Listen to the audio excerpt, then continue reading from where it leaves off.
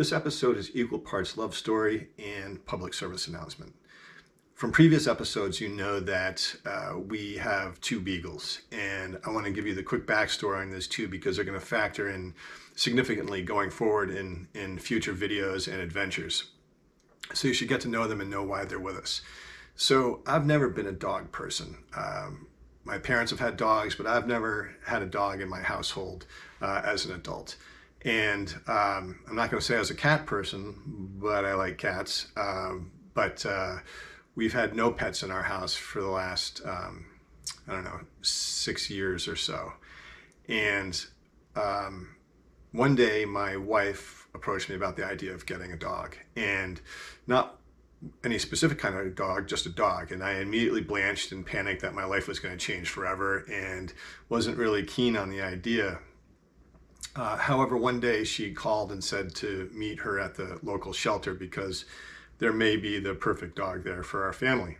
And mind you, we're a blended family, so we have 4 kids between us, 4 children, and the 2 of us, so there's 6 of us. We have a busy household. We've got soccer practices, basketball practices, baseball practices. We are running all the time. I'm sure a lot of you know how that feels. So the thought of bringing a dog was just almost too much to bear. But I went down to Paws, the local shelter, and instantly walked into the cacophony of dogs barking and howling and jumping and making all sorts of noise, and immediately I was not psyched.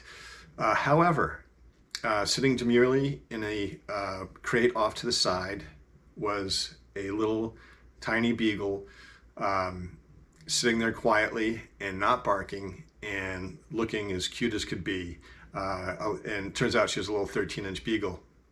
This Beagle was abandoned in a state park in Texas by her family and lived on her own for quite some time and was rescued and in poor health, but brought back to good health and then shipped in a van to the state of Maine, to the local shelter.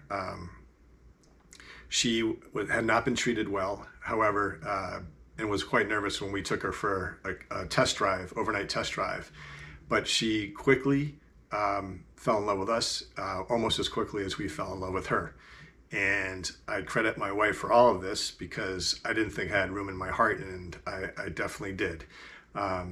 We named her Rabbit, and she came with me because of my work situation. She could come with me daily, and she rode around in my car with me everywhere, sat in my office every day, and was just the best. So that was 3+ years ago. And then in January of 2022, my 2 friends and I bought the boat that you've now seen, and I was very psyched about that, a little bit worried about having a Beagle to take with me, but it was just a short 6 months later that my wife said, hey, you know what's better than 1 Beagle? And I said, what could possibly be better than 1 Beagle? And she said, well, 2 Beagles. And I said, you've got to be kidding me. And she said, look, you got a boat. It's only fair that I should be able to maybe get another Beagle as a companion for Rabbit. So I acquiesced, and of course I did. And then sure enough, because my wife, like me, was checking every Beagle site there was out there at the time, like the Underground Hound, the Beagle Freedom Project, and others. She was checking those as frequently as I was checking, let's say, Yacht World or Sailboat data or Facebook Marketplace. And sure enough, she was on her way back from New York City last July and got a call from a facility in Salem, Massachusetts, saying that 103 Beagles from a facility in Virginia, where they had just been rescued from. And this was the first time, and it might be the first time you've heard of it, that we had heard about Envigo, a testing facility in Virginia that was using Beagles exclusively for breeding and testing. So they'd be breeding Beagles to ship out to other testing facilities, and they were testing at their facility. They had 4,000 Beagles at this place living in squalor, in the worst imaginable conditions. And I'll share some pictures so you get a sense of it. It was horrific. And so my wife stopped at this shelter in Salem, and there were only 3 Beagles of the 103 that were shipped up left. And she fell in love with one of them. She would have taken all of them, but it's not how it works. So she chose the one as much as it chose her, and brought this Beagle back to Maine. And her name is Junebug, and we've now since nicknamed her Bug. And she was overbred and overfed. She was bred twice a year for 7 years, living in a crate no bigger than probably 3 feet by 3 feet or 4 feet by 4 feet. You'll see the pictures. Had never stepped on grass, had never had a good meal, had never felt love, had never walked through doors, had never used stairs. This dog was born into captivity and living in just the worst of worst conditions. And within moments, you could see this dog's personality start to change. And somehow, after the 7 years of horrific treatment, she had the love in her heart and the capacity in her heart to move forward. And we definitely then had the capacity to take her into our family. And it was pretty magical.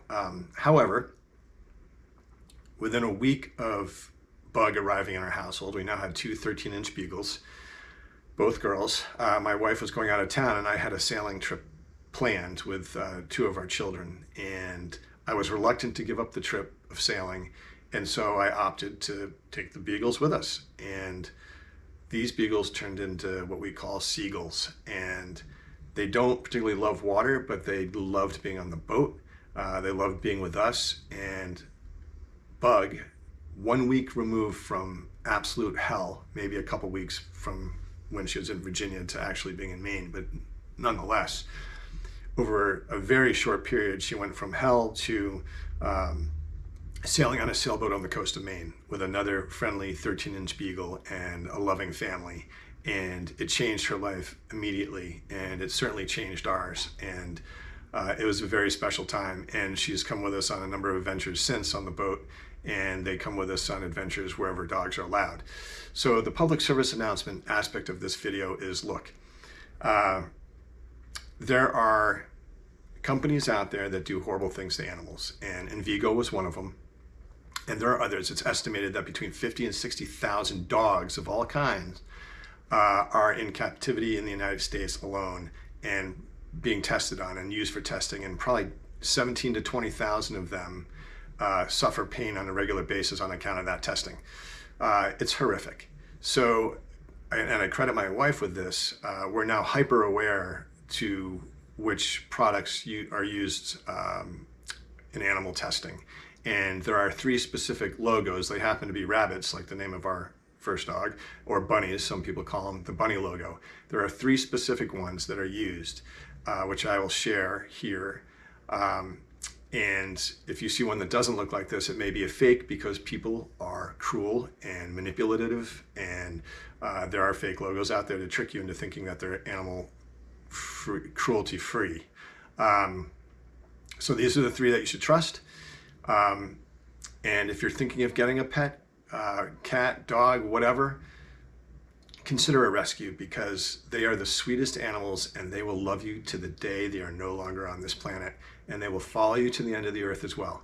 And it's been a very rewarding experience for me, and I credit my wife for exposing me to the situation and enlightening me to animal cruelty and the fact that a lot of these animals would just love a loving home and still have the capacity to love humans, even though they've been treated so poorly.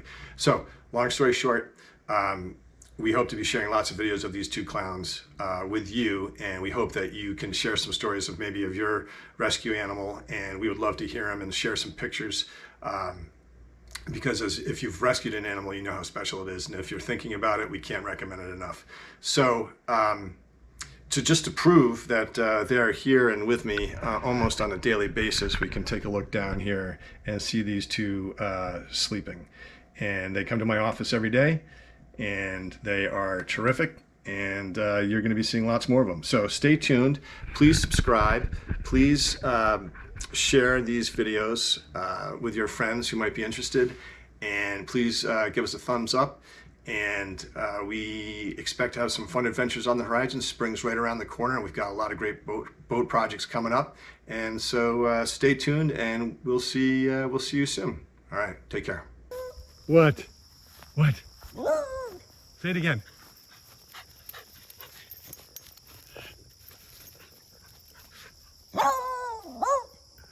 Okay. Okay.